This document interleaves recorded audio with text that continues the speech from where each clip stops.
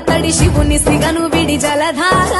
మేడిగడ్డ ఒడి కట్టుకోని గుడి కొలువు తీరనట మనసారా